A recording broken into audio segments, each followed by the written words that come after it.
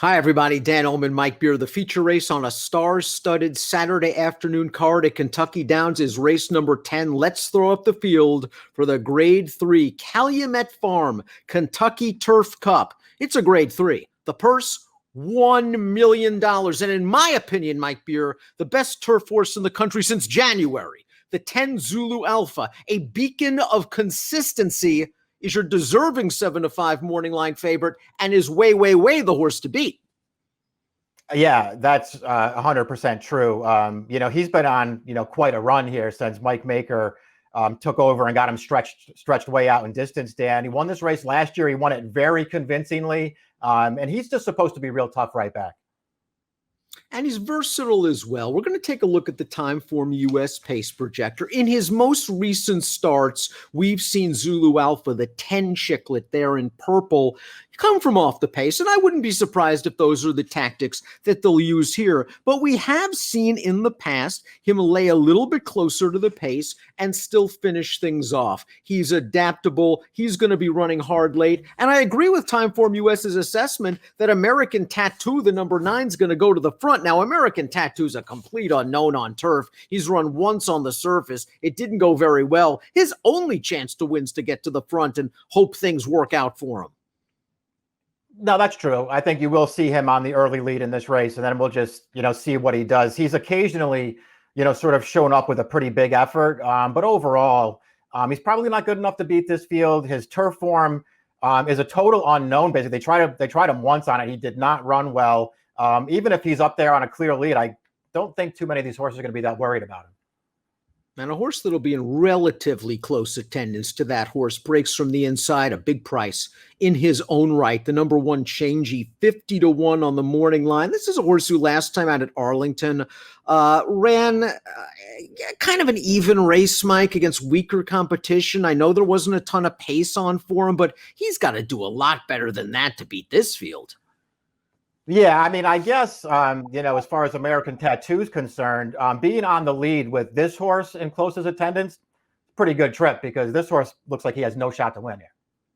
Now, you are the charter member, president, maybe only member, but still charter member and president of the Red Knight fan club. Red Knight has not been seen since the W.L. McKnight, a race where I think he made a little bit of an early run after a very wide trip and ran well, finished ahead of 2 next out winners. The runner-up in that race, Cross Border, well, he's come back to run 5 times, 2 wins, 2 seconds, is a graded stakes winner. He's kept good company.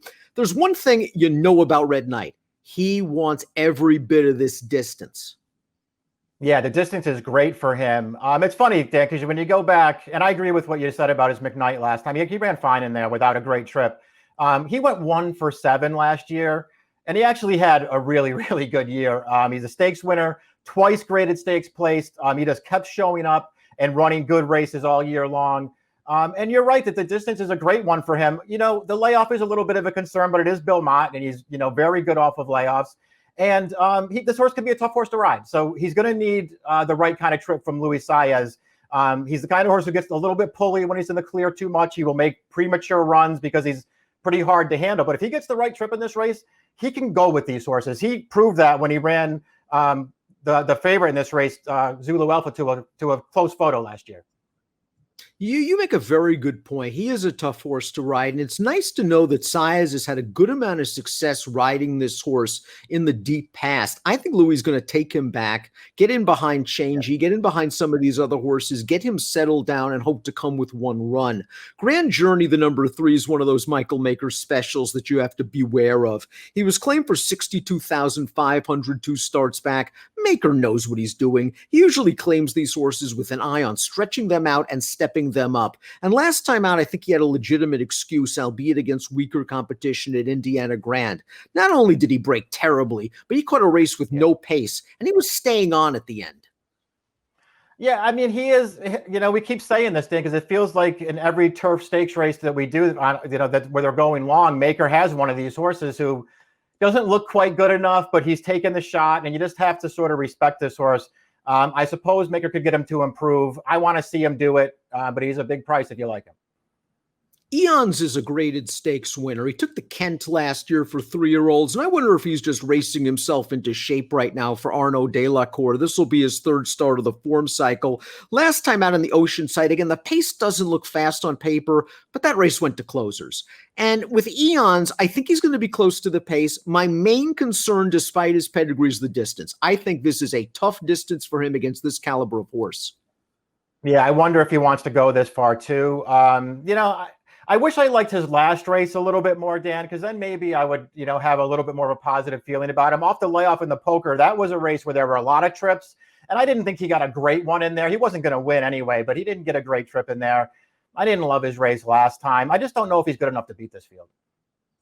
Arklow, the number 5, was the beaten favorite in this race last year. He's banked almost $2 million in his career. When he's right, he's one of the better turf horses in the country. But I think it's very fair to question his form right now. His seasonal debut, or at least his race off the layoff in the Louisville, it was a good effort. Florent Giroux, I thought, gave him a pretty decent ride, able to save ground. He slipped through a tight spot and he got beat by admission office.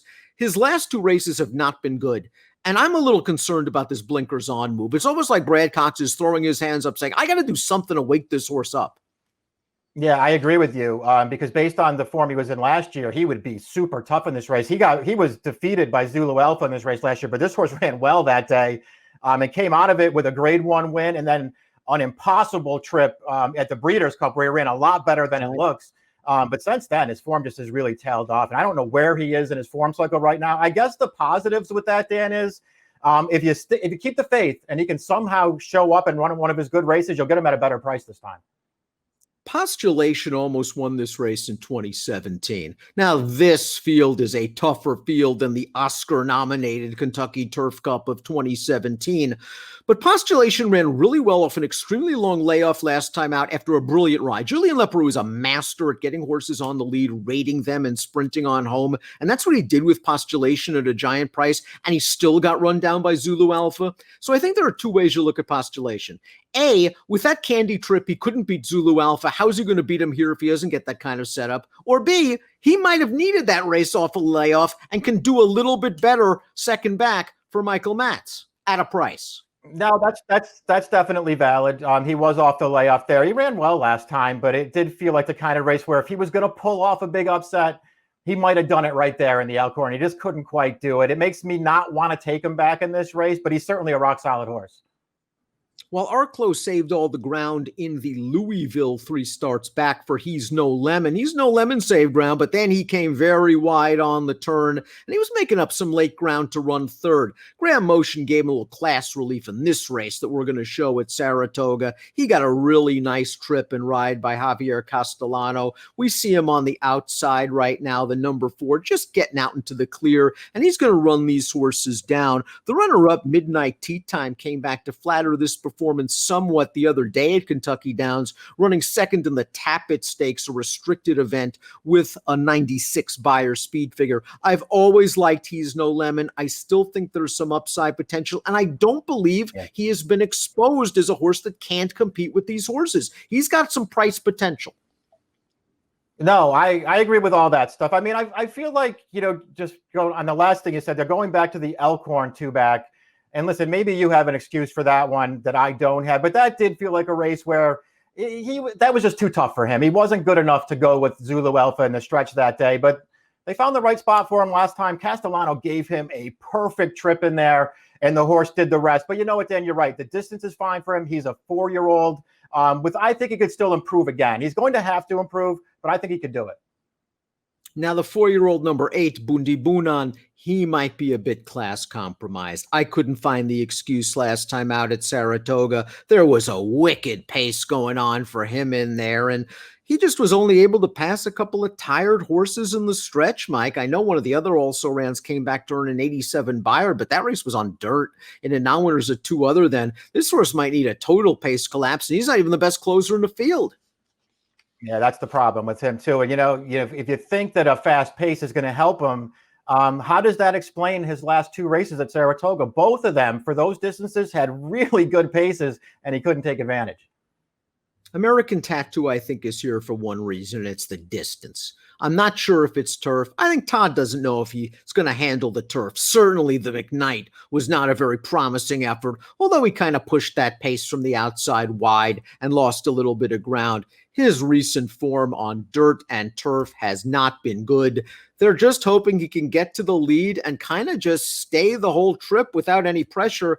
I don't see it happening. Jack Sisterson, though, ever since he's taken over from Todd, he's a very good trainer, and he's keeping the faith with this horse. Yeah, I mean, listen, Pletcher kept the faith with this horse, too. They ran him in a lot of tough spots, and for the most part, he never really came through. You don't have to worry about the distance with him. I just don't know how good this horse is, Dan. Let's talk about the king of the division right now, Zulu Alpha, and let's watch his race in the Grade 2 Elkhorn last time out. He was in a little trouble turning into the stretch. Postulation, again, got that brilliant front-running ride by Leparoux. He's still there at the 16th pole, but here comes Zulu Alpha in those pink silks on the outside, eating up the ground. He's going to get to Postulation. He's going to go by Postulation. He wins yet again. As you mentioned, he won this race last year, so of course he likes this surface. He's going to get a fair pace. 7-5 on the morning line, I certainly see it. Even in a big competitive field like this, he just beat 3 of these horses in that Elkhorn. Yeah, he's way the horse to beat in here. I feel like, you know, if you're looking to poke holes in this horse at a short price, and he will be a short price in here, I think you could say that his last 2 races are not his best races. I think that's pretty clear. I did think he ran well last time. He was dead game. He would not stop coming until he got past Postulation, but it wasn't, you know, one of his typical strong performances from off the pace. So you do have 2 races in a row where maybe he hasn't been quite at his best, but he's still way the horse to beat in here. Similar situation for the 11 standard deviation that we're getting from the 5 Arklow. Top connections, putting blinkers on a horse that doesn't have a lot of speed. I just don't see the blinkers being put on to all of a sudden show some zip into standard deviation. I think it's because he's been disappointing recently and they're trying to do something to wake him up. This horse has shown ability in the past. His last 2 have not been great. No, they haven't. It's a real concern for this horse. So we'll see if he can bounce back. You know, his tiller off of that little bit of a layoff there. I didn't think he got the greatest, you know, trip or ride in the world. To me, he was like never really in position to get a piece of that race, but he did race on at the end, and he was actually pretty close at the finish.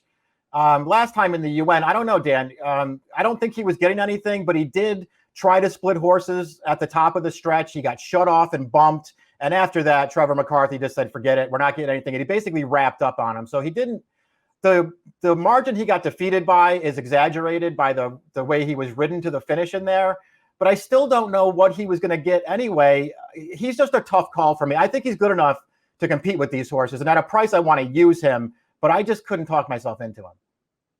Let's watch Hierarchy's most recent race at Ellis Park. Just a brilliant ride. The patented Corey Lannery ground-saving trip. He's in the pink silks. He's saved ground, pink blinkers, pardon me. He's saved ground. He's getting out now in the stretch. He has dead aim. And Factor This is just better.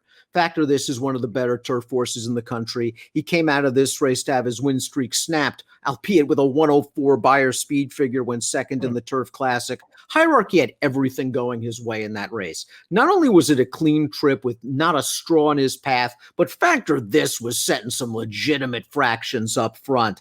I liked Hierarchy when he was cross-entered in the Tappet or restricted race earlier this week. I think this is a tough spot for this horse, but he is improving ever so slowly. He is, and he did take a step forward last time, but I agree with you. I think the trip had a lot to do with the improved performance last time. I'm not worried about distance with him, Dan. I just don't know if he's this good. Top pick time for the Grade 3 Kentucky Turf Cup. I don't really have any knocks other than price on the horse to beat, and I have to use him in any kind of multiple race wager. I'm curious to see if maybe Postulation can do one better than last time, off of the layoff last time with the race under his belt. He's going to be a square price, probably not the price he was last time, but at least square enough. And he's versatile from a running style. And you got to stick with Red Knight. You love him. Yeah, I mean, he's just going to be a great price in here. And I think he is, you know, one of the few horses in this race who has a top race. that can go with the favorite in here. I don't know if he's going to be able to run it off the layoff, Dan, but he's too big a price for me not to take. Zulu Alpha, the marquee name at Kentucky Downs on Saturday. I'm really intrigued to see how he does, and I'm rooting for him. He's a horse that shows up each and every time. Maybe postulation, maybe Red Knight, alternatives at prices. Mike's going 210, 11, 7. I'm going 610, 12, 5. It's the grade 3, $1 million Kentucky Turf Cup with an approximate post time of 5:04 Central. Best of luck.